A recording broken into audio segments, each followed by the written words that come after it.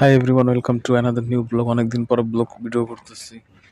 তো সময় না থাকার কারণে মনে করেন রোজা থেকে টায়ার্ড হয়ে যাওয়ার কারণ অনেক সময় ভিডিও করতে পারি না। তো ভালো লাগতেছে না, যার জন্য মনে করেন ভিডিও করি নাই। তো এখন হচ্ছে সকালের একটা সময় ঘুম থেকে উঠলাম, তো চিন্তা করলাম একটা ভিডিও মেক করি। অনেকদিন ভিডিও আপলোড করা হয় না। আর এখন হচ্ছে রোজার শেষের দিকে, আজকে হচ্ছে প্রায় 22 রোজা। তো দেখেন কি হয়েছে, শীত পড়ছে, যা আমার দেখলে বোঝা যায় না।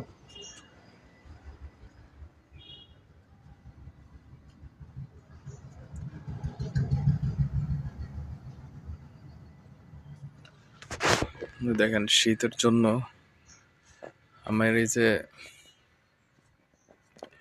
বাসার কম্বল এটা এখানে রেখে আর কি ঘুমাইছিলাম। এই যে এখানে একটু নোংরা পড়ছে না, এই যে এখানে।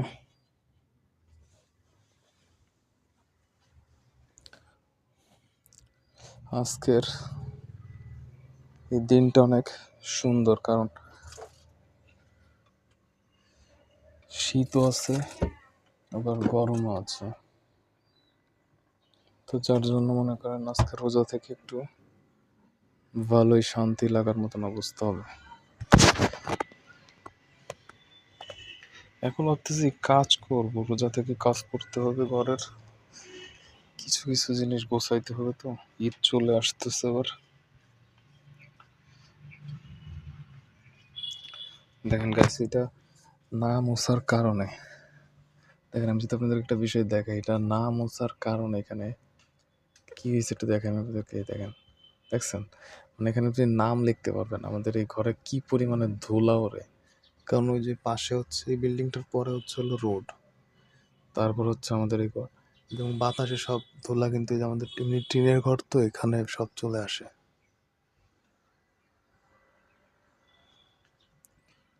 এই জন্য দেখেন এখানে পুরো নাম লিখে দিতে পারবো, এখানে এত পরিমাণে ধুলা জমছে এই যে এই সাইড দিয়ে।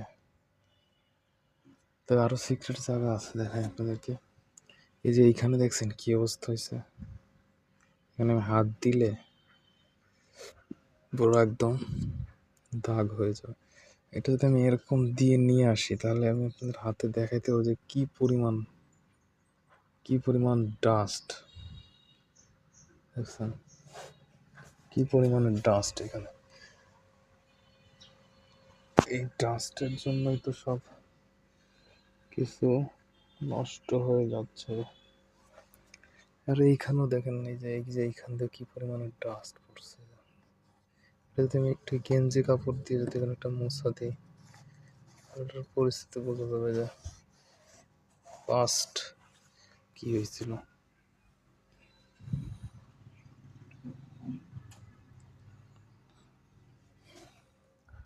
এটা ছিল ময়লার ব্যাপার। দেখেন সব জায়গায় কিরকম পরিমাণে নোংরা হয়েছে। রোজা থেকে কাজ করাটা আসলে একটু ইম্পসিবল হয়ে যায়। এই খাবারটা কেউ খাইলো না, তাই না? নষ্ট হয়ে যাবে এখন। তো মোটামুটি ঘরে মনে করেন বাজার করা লাগবে, কারণ ঘরে আছে শুধু আলু তরকারি, আর কিছু নাই।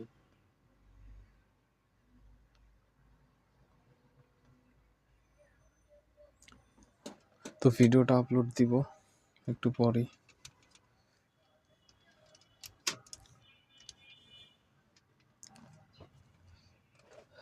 তো আজকে টোটাল আমরা আসলে কি বিষয় আপনাদেরকে দেখলাম জানেন, যে আমাদের ঘরে আসলে কি পরিমাণে ময়লা পড়ে। এই দেখেন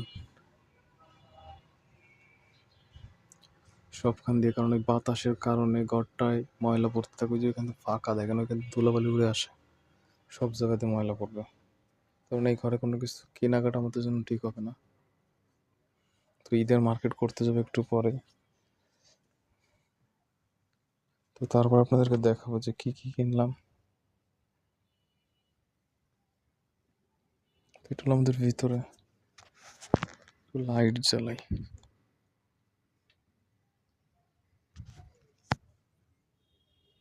এই দেখেন ভাই, মানে ঘরের ভিতরে সব জায়গা ময়লা, কি পরিমাণে ময়লা। মানে ধুলা আর কি যেটার বলে।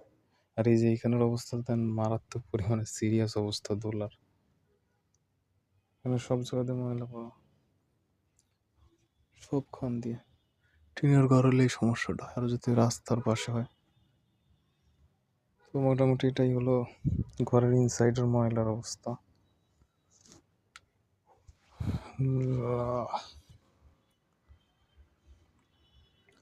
তো এখন এই পরিষ্কার করি আর একটু পরে যাবো হচ্ছে মার্কেটে। তো সে পর্যন্ত ভালো থাকেন সবাই, ওকে? তারপরে দেখাবো আপনাদেরকে যে কি কিনলাম মার্কেট থেকে। Let's see you next blog.